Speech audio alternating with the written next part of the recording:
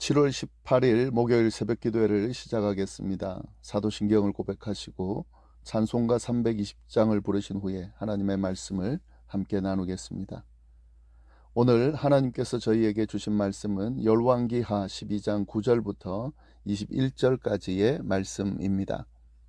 제사장 여호야다가 한 궤를 가져다가 그것의 뚜껑에 구멍을 뚫어 여호와의 전문 어귀 오른쪽 곧 제단 옆에 두매 여호와의 성전에 가져오는 모든 은을 다 문을 지키는 제사장들이 그 궤에 넣더라. 이에 그 궤 가운데 은이 많은 것을 보면 왕의 서기와 대제사장이 올라와서 여호와의 성전에 있는 대로 그 은을 계산하여 봉하고 그 달아본 은을 일하는 자 곧 여호와의 성전을 맡은 자의 손에 넘기면 그들은 또 여호와의 성전을 수리하는 목수와 건축자들에게 주고 또 미장이와 석수에게 주고 또 여호와의 성전 파손한 데를 수리할 제목과 다듬은 돌을 사게 하며 그 성전을 수리할 모든 물건을 위하여 쓰게 하였으되 여호와의 성전에 드린 그 은으로 그 성전의 은 대접이나 불집게나 주발이나 나팔이나 아무 금그릇이나 은그릇도 만들지 아니하고 그 은을 일하는 자에게 주어 그것으로 여호와의 성전을 수리하게 하였으며 또 그 은을 받아 일꾼에게 주는 사람들과 회개하지 아니하였으니 이는 그들이 성실히 일을 하였음이라. 속건제의 은과 속죄제의 은은 여호와의 성전에 드리지 아니하고 제사장에게 돌렸더라. 그때에 아람 왕 하사엘이 올라와서 가드를 쳐서 점령하고 예루살렘을 향하여 올라오고자 하므로 유다의 왕 요아스가 그의 조상들 유다 왕 여호사밧과 여호람과 아시아가 구별하여 드린 모든 성물과 자기가 구별하여 드린 성물과 여호와의 성전 곳간과 왕궁에 있는 금을 다 가져다가 아람 왕 하사엘에게 보냈더니 하사엘이 예루살렘에서 떠나갔더라. 요아스의 남은 사적과 그가 행한 모든 일은 유다 왕 역대지략에 기록되지 아니하였느냐. 요아스의 신복들이 일어나 반역하여 실라로 내려가는 길가에 밀로 궁에서 그를 죽였고 그를 쳐서 죽인 신복은 시므아스의 아들 요사갈과 소멜의 아들 여호사밧이었더라. 그는 다윗성에 그의 조상들과 함께 장사되고 그의 아들 아마샤가 그를 대신하여 왕이 되니라. 아멘. 요아스가 남유다 왕이 되어서 다스리는 내용이 쭉 언급되고 있습니다. 그는 남유다를 40년간 다스렸는데 그에 대한 평가는 여호와 보시기에 정직한 왕이다라는 평가를 받았습니다. 그러나 요아스는 그를 왕으로 세우는 것을 주도한 제사장 여호야다가 교훈하는 모든 날 동안에만 그랬습니다. 그러니까 여호야다가 죽고 난 이후에는 달라졌다는 거죠. 그가 정직한 왕이라는 평가를 받음에도 불구하고 아쉬운 부분이 있었는데요. 산당들을 제거하지 못하는 그런 모습이었습니다.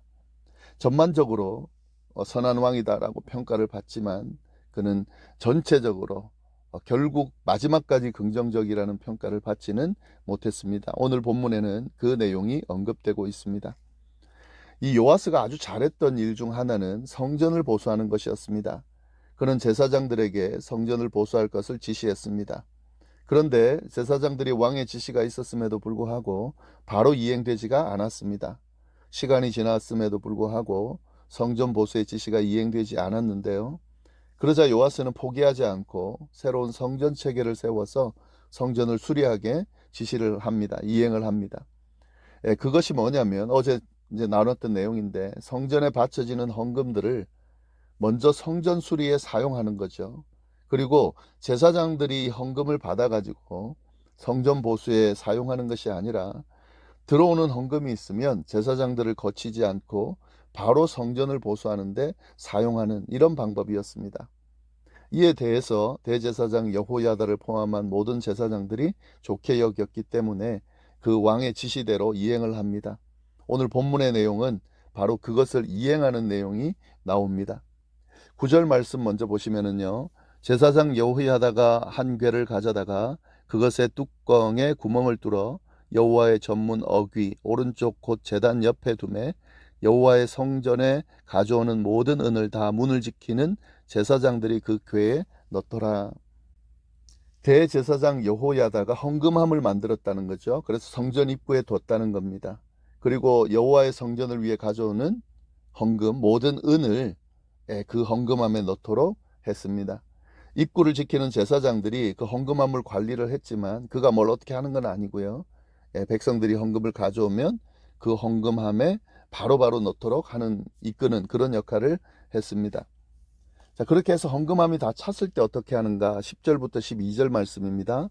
이에 그 궤 가운데 은이 많은 것을 보면 왕의 서기와 대제사장이 올라와서 여호와의 성전에 있는 대로 그 은을 계산하여 봉하고 그 달아본 은을 일하는 자 곧 여호와의 성전을 맡은 자의 손에 넘기면 그들은 또 여호와의 성전을 수리하는 목수와 건축하는 자들에게 주고 또 미장이와 석수에게 주고 또 여호와의 성전 파손한 데를 수리할 제목과 다듬은 돌을 사게 하며 그 성전을 수리할 모든 물건을 위하여 쓰게 하였으되. 예. 헌금함에 은이 많이 있는 것을 보면 어떻게 합니까? 왕의 서기관과 대제사장이 헌금함으로 가서요, 그 자리에서 옮기지 않고 그 자리에서 모여진 은을 계산합니다. 그리고 그 자리에서 바로 봉해가지고 그 은을 성전을 공사하는 감독관들에게 바로 가져다 주고요. 그 감독관들은 그 받은 은을 또 바로 성전에서 일하는 사람들, 보수하는 사람들, 즉 목수와 건축가들, 미장이, 석수장이들에게 지급합니다. 보수로. 그래서 성전을 보수하는 일을 바로바로 할 수 있도록 그렇게 했습니다. 그리고 성전을 보수하기 위해 필요한 목재와 다듬은 돌을 사고 또 다른 비용으로 바로 사용할 수 있도록 그렇게 했습니다. 네, 이 과정에서 보여지는 몇 가지 특징적인 부분들이 있는데요. 먼저 이 여호와의 성전에 바쳐진 은을 어떻게 했습니까? 전적으로 성전 보수만을 위해서 사용하게 했습니다. 13절, 14절 말씀 보시면은 여호와의 성전에 드린 그 은으로 그 성전의 은 대접이나 불집게나 주발이나 나팔이나 아무 금그릇이나 은그릇도 만들지 말고 그 은을 일하는 자에게 주어서 그것으로 여호와의 성전을 수리하게 하였으며. 그러니까 성전을 위한 기물들, 은대야, 부집게, 물 뿌리는 대접, 나팔, 금기물, 은기물, 이걸 만드는 데 사용하지 않고 우선적으로 전부 성전 보수만을 위해 사용하게 했다는 겁니다. 성전을 위한 기물들도 중요하지만 지금 급한 게 뭡니까? 성전이 파괴되어 있다는 거죠. 관리가 되어 있지 않다는 거죠. 이것을 보수하는데 먼저 사용하게 했다. 이게 이제 특징이고요. 그리고 또 하나의 특징이 있는데 이게 15절에 나옵니다. 또 그 은을 받아 일꾼에게 주는 사람들과 회개하지 아니하였으니 이는 그들이 성실히 일을 하였음이니라. 예, 이 성전을 공사하는 그 감독관들이 은을 받아서 일꾼들에게 주는데 그 일꾼들에게 준 은은 그들이 어떻게 사용하는지에 대해서 계산하지 않았다는 거죠. 회개하지 않았다는 거죠. 왜냐하면 그 은을 받아서 일하는 사람들이 정말 신뢰할 정도로 성실하게 열심히 일했기 때문에 믿을 수밖에, 믿게 되었다는 거죠. 그것도 하나의 이 성전 보수하는 특징입니다. 그리고 마지막 특징이 16절에 나오는데요. 속건제의 은과 속죄제의 은은 여호와의 성전에 드리지 아니하고 제사장에게 돌렸더라. 모든 그 헌금을 다 여호와의 성전 보수하는데 드린 건 아닙니다. 속건제나 속죄제로 드려진 은의 경우는 여호와의 성전에 바치지 않고요. 그건 어떻게 했습니까? 제사장들이 가져갔습니다. 이 제사장들은 성전에 들어오는 이 재물, 그걸로 생활을 했는데 이게 다 여호와의 성전을 위해 보수하는데 다 바쳐지면 그들이 생활할 수가 없죠. 그래서 제사장들이 생활할 수 있는 부분은 남겨두어 사용하게 했다라는 것을 보여줍니다. 이런 특징들이 있는데 이런 과정들을 보면은 이 성전 보수의 과정, 이 요아스가 지금 세워놓은 이 체계가요, 아주 투명하고 분명하게 체계적으로 잘 이 시스템이 갖춰져 있다는 것을 볼 수가 있습니다. 바로 헌금함에 넣게 하는 거, 그리고 그 헌금함이 찼을 때에 그 자리에서 바로 개수하는 거, 그리고 개수된 것을 바로 가지고 성전 보수 감독관에 주는 거, 그리고 성전 감독관은 그것을 바로 성전 보수하는 그런 일하는 사람들에게 주어서 일하게 하는 이런 시스템, 이런 것들은 아주 체계적으로 잘 되어 있다는 것을 우리가 알 수가 있습니다. 사실 오늘날에는 이건 일반적인 일이죠. 헌금 사용하는 부분에 대해서. 그런데 이 당시에 이런 시스템이 구축되어 있다는 것은 아주 대단한 부분입니다. 이런 부분을 생각해 보면 요아스의 이 능력이 아주 탁월하다는 것을 우리가 알 수가 있는데요. 그가 가장 먼저 시급한 성전 보수를 위해 모든 것을 집중시키고 진행하는 것, 또 제사장을 거치지 않고 바로 일을 진행하는 이런 체계들을 세우는 것, 이런 것들은 요아스의 탁월한 점을 지금 잘 부각시켜주는 그런 내용이라 할 수가 있겠습니다. 그런데 이 다음 절로 넘어가면은요, 갑자기 주제가 바뀝니다. 17절 보시면은, 그때에 아람 왕 하사엘이 올라와서 가드를 쳐서 점령하고 예루살렘을 향하여 올라오고자 하였다. 아람 왕 하사엘이 등장합니다. 그가 등장해서 뭐 가드를 쳐서 이스라엘 그 지역 중에 하는 가드를 쳐서 점령을 하고, 그리고 그 다음에는 예루살렘까지 치고 올라왔다. 상황이 지금 바뀌었다는 거죠. 그래서 이렇게 상황이 바뀐 것을 언급하는 그 이유가 있습니다. 왜냐하면은 이런 위기의 상황에서 요아스가 어떻게 행동하는지를 지금 드러내면서 이 요아스의 부족했던 부분을 지금 이야기를 하고 있는데요. 18절 말씀입니다. 유다 왕 요아스가 그의 조상들 유다 왕 여호사밧과 여호람과 아시아가 구별하여 드린 모든 성물과 자기가 구별하여 드린 성물과 여호와의 성전 곡간과 왕궁에 있는 금을 다 가져다가 아람 왕 하사엘에게 보냈더니 하사엘이 예루살렘에서 떠나갔더라. 네, 어떤 내용입니까? 예루살렘을 치러 온 아람 왕 하사엘에게 요아스가 성전의 보물들을 주어서 돌려보냈다 하는 내용입니다.